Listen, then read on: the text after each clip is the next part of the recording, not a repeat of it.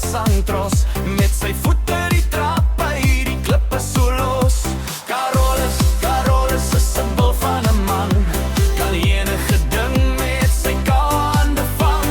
By Sophie sy meisie is hy soos 'n lam, verlief voor sy ore, vir haar is hy bang. Ja, hy hou van die see en 'n lekker koppie tee. Hy is lief vir sy ma, hy is lief vir sy pa. Hy sê okay, wag nou, kom nou, ag tog jy los my asseblief net alleen.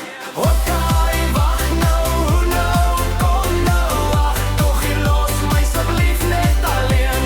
Carolus, ag sê tog vir my, waar vandaan jy daardie paar bakbene kry? Jy hol soos 'n haas en nooit word jy lam, vir varkies se kind sal jy nooit nie kan vang.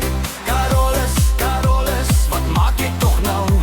Ek's besig om vir Sophie 'n huisie te bou.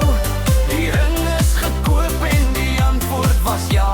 Ek vreeslik gestoet tot toe ek haar vra. Ja, hy hou van die see en 'n lekker koppie tee. Hy is lief vir sy ma, hy is lief vir sy pa. Hy sê okay, wag nou, kom nou, ag tog jy los my asseblief net alleen.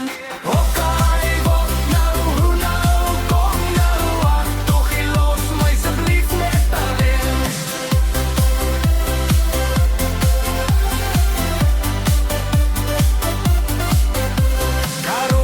Carolus, die is toe getroud.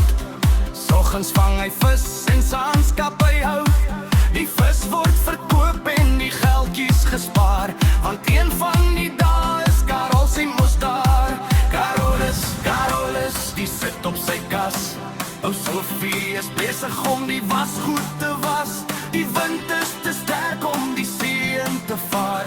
Die mandjie vol wasgoed, die moet hy nou dra. Ja, hy hou van die see en 'n lekker koppie tee. Hy is lief vir sy ma, hy is lief vir sy pa. Hy sê